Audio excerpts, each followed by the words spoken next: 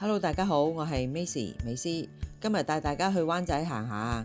我哋由金鐘港鐵站 F 出口出發，記住留意左邊嘅出口啊，係去太古廣場第3期嘅出口。扶手電梯上嚟轉右就係永豐街啦。永豐街、日月星街、聖弗蘭士街係灣仔嘅一個小區嚟㗎，好有歐洲同埋文青嘅感覺㗎。嚟到呢度咧，特別覺得係寧靜同埋慢活嘅。我一路沿住永豐街行上去，都會見到好多唔同特色嘅餐廳嘅。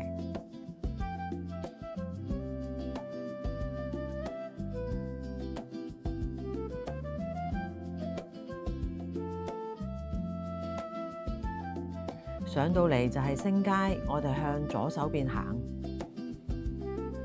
就會見到喺灣仔好出名嘅土地廟，有好多當區嘅居民拜過，都話土地公公好靈驗㗎。由星街轉過嚟就係月街同埋日街，行到入嚟月街，真係好似去咗歐洲嘅小街一樣㗎噃，好有寧靜嘅感覺嘅。有好多特色嘅餐廳同埋咖啡室，仲有一啲精品店。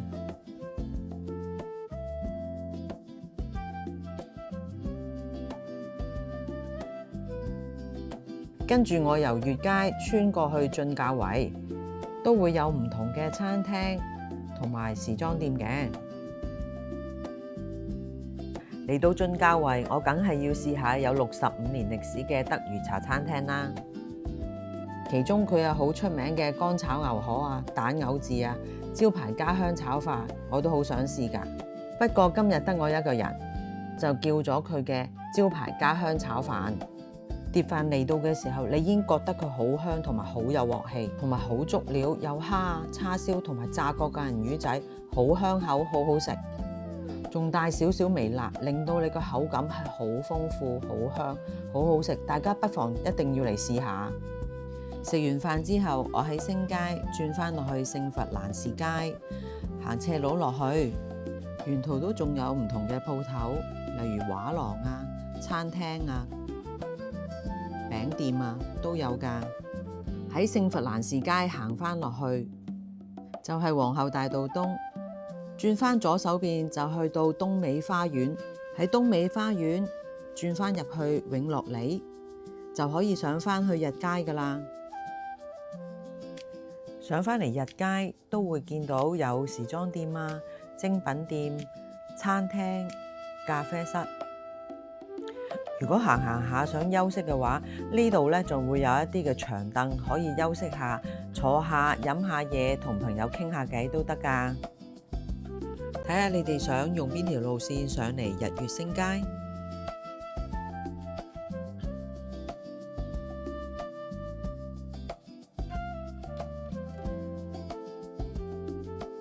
跟住我就沿樓梯行返落去皇后大道東，就見到由知名嘅插畫師 Jonathan Jenny 設計嘅壁畫嚟嘅。佢嘅設計係圍繞住香港60年代嘅點滴嚟嘅，大家都可以嚟呢度打下卡㗎。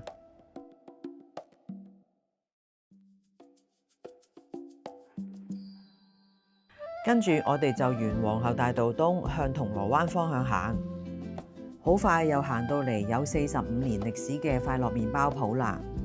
大家有冇試過佢嘅奶油忌廉筒啊、蝴蝶酥啊同埋蛋撻啊？如果經過，大家不妨都嚟試下。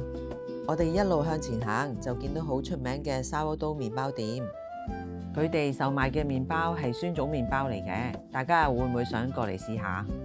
跟住我哋再向前行，去到大王西街對面，就會見到灣仔洪聖古廟。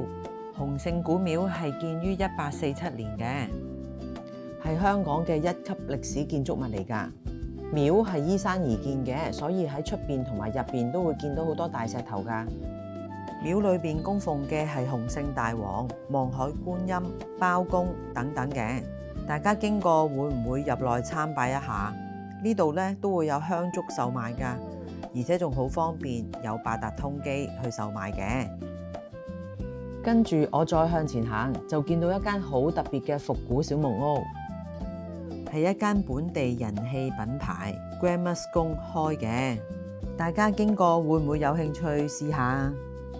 再行過啲，我哋就見到另外一間老字號奇華餅家，係超過80年歷史㗎。大家不妨入去參觀下。佢有啲嘅微縮影真係好似㗎，做到好細緻嘅。同埋咧，你行到埋去咧，好似彷彿自己企喺以前舊式餅鋪嘅門口咁樣㗎。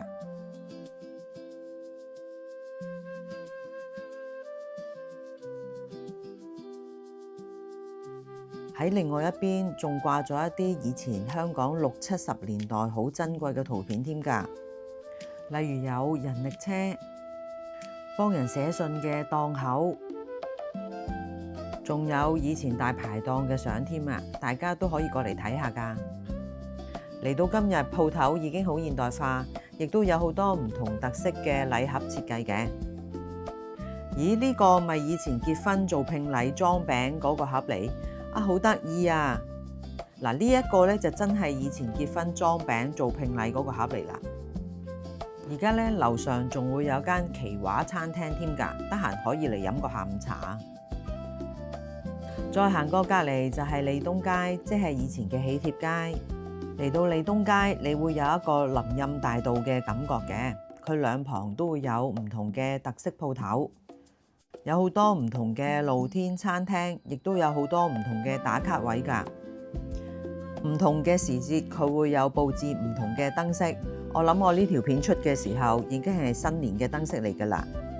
跟住我哋都係沿住皇后大道東向前行，見到由1912年已經興建嘅歷史悠久嘅郵局，都係其中一個打卡位嚟㗎。跟住我哋就嚟到有100年歷史嘅藍屋。藍屋係以前唐樓嘅設計嚟嘅，係香港嘅1級歷史建築物嚟㗎。大家又會唔會過埋嚟呢度打卡啊？大家又會唔會跟我呢個行程過嚟灣仔行下？希望大家鍾意我呢條影片，我哋下次再見啦，拜拜！